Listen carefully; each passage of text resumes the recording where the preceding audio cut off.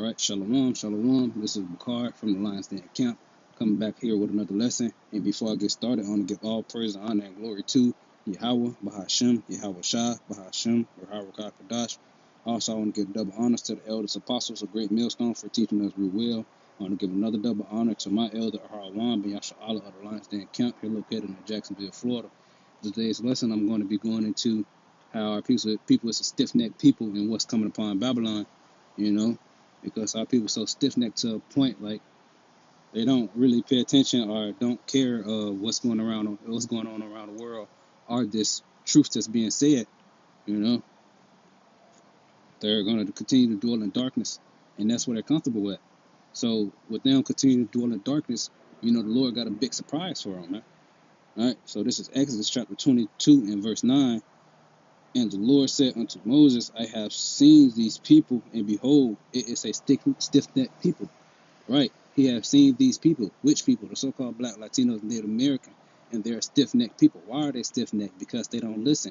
They don't follow after the Lord. They don't try to do the Lord's law, statutes, and commandments to the best of their ability. You know, they don't even call after the names. They don't even know the true names of the Lord. You know, they worship idols, even though we can tell them the truth. We can literally tell them the truth in their face, but they still won't believe, because at the end of the day, the Lord had put a spirit on them not to believe anyway. He already predestined for death. All right? But without that saying, man, you know, the people is stiff-necked, man. You know? This is Zechariah chapter 13, verse 8. And it says, and it shall come to pass that in all the land, saint the Lord, 2 parts therein shall be cut off and die, but the third shall be left therein. Right? Why shall 2/3 be cut off and die? Because they don't follow after the Lord. They don't call out true names of Yahweh, Hashem, Yahweh Shah. They continue in wickedness through their day-to-day life. You know, they love dwelling in the darkness, doing the things of the dark, doing evil things, man. You know. So with them continuing to do these evil things, 2/3 gonna have to be ultimately, like, they're gonna have to be destroyed, man. They're just gonna have to be destroyed, wiped off the earth, right? But which is them 2/3 they're gonna be reincarnated back in the kingdom from the elect, you know. And the 1/3 the third that's gonna be left shall be left therein. You know, that's the ones that was falling after Yahweh Hashem Yahshua, believing the Lord, right? And not backstabbing the Lord, and not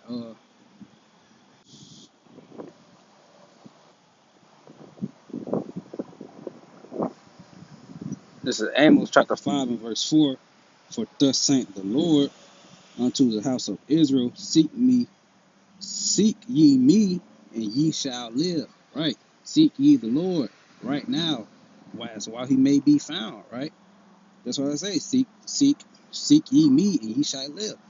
Why would you want to seek the Lord? Because that's life. You know, it's not death, it's life. And that's what we try to do our best to, is seek ye Yahweh Shemi Yahweh, follow after the things that he told us to do. Right? Walk after his footsteps. Right? You don't want to walk off and go on your own path because you don't know where that path is going to lead you to. Only Yahweh Shah will. But if you know that you're trying your best to follow after Yahweh Shemi Yahweh, the Lord has said, seek ye me, and ye shall live. Right, man. Seek ye the Lord as best as you can, man. You know, if a demon try to creep in, man, you already know. Throw up them prayers, man. Do the best as you can to throw up prayers and try to get that demon out of there. All right. This is Isaiah chapter 13 and verse 6. How ye, for the day of the Lord is at hand. It shall come as a destruction from the Almighty. Right. The day of the Lord is at hand. It's going to come from a destruction from the Almighty, man. Right, man. The day of the Lord is at hand, man. What's going to happen when the Lord come back, man? Straight death, you know, straight murdering, straight slaughtering, you know, not sparing nothing. You know, if you don't got the mark upon your forehead, man, your ass is grass, man. At the end of the day, your ass is grass. It's over with for you. You know, you had all this time to slide in the door and dive in the door, dolphin dive in the door when it was closing. But as soon as it closed, you're trying to open up and get in the door now. No, man, the door gonna be locked. It's going to be locked, and it's nowhere to get in that salvation, that door of salvation, because of it's already going to be locked, and it's not going to be opened again until the destruction. Sakan, it's not going to be opened again. All right. Therefore shall all hands be faint, and every man's heart shall melt. Right? Every man's heart's going to melt, man. Why? Because of the day of the Lord is at hand. You know, when they see the Lord coming back, man. When they see the missiles getting shot off across the sky, man. When they see people getting dropped and getting unalived, you know, and seeing a lot more terrorists. You know, man's heart shall melt, man. And they shall be afraid, pangs and sorrows, pangs and sorrows shall take hold of them. They shall be in pain as a woman that travaileth. They shall be amazed one at another. Their faces shall be as flames.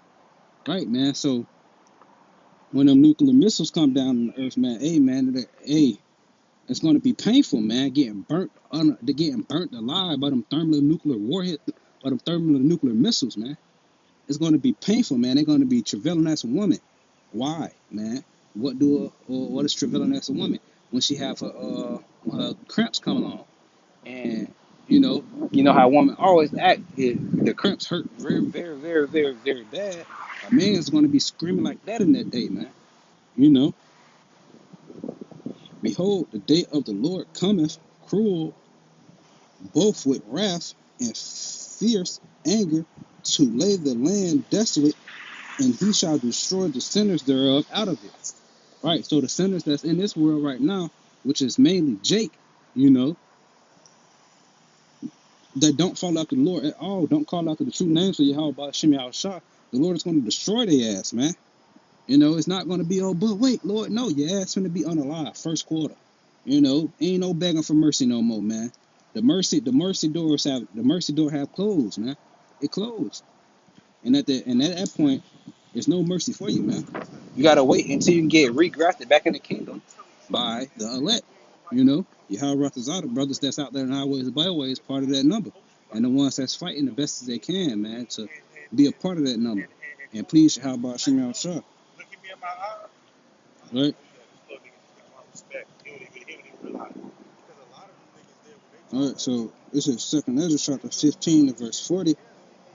The great and mighty cloud shall be puffed up full of wrath, right? When they say the great and mighty cloud shall be puffed up full of wrath, that's coming from them nuclear missiles. You know, when the nuclear missiles touch down and hit a certain part of the earth, you know, and they have and it's really, really powerful.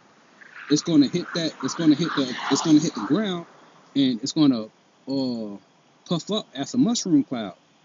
You know, then the winds of that mushroom cloud is going to spread throughout however far it is, or wherever destination they hit at. You know, if it's goddamn 1 million kilometers, you know, the mushroom cloud is probably going to hit its destination still because of that wind from the missile, right? And the star that they may make all the earth afraid, and them that dwell therein, and they shall pour out over every high and every high.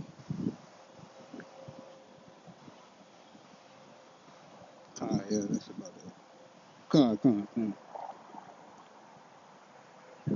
going to go ahead and get the 2nd Ezra chapter 16 and verse 9. A fire shall go forth from his wrath, and who is he that may quench it? Right? Who is he that may quench it? You know why you're not going to quench it? He asking the question, like, who can quench it? Who can stop the wrath of Yahweh Shemi Al Shah, basically? Do you think you can stop the power of Yahweh Shemi Al Shah? No, you're not going to stop the fire. All right? It's Matthew 7, verse 24. Therefore, whosoever hears these sayings of mine and doeth them and doth them, I will liken him unto a wise man which built his house upon the rock. Right, so whoever doeth the Lord, doeth them, I will liken him unto a wise man. Right, so the man says, please Yahweh Shemi Shah, he will liken that man That's a wise man. You know why? Because he fears for his life. You know, he don't want to be a part of that destruction. You know, he doing the things that he needs to do is building his house upon a rock. And how do you build? How do you build your house upon the rock? You know, studying, reading, doing the things that the Lord commanded you to do.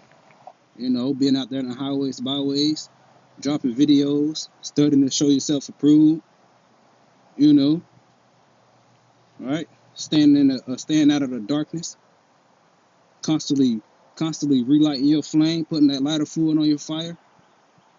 You know, you gotta stay on fire for the Lord, man. Right?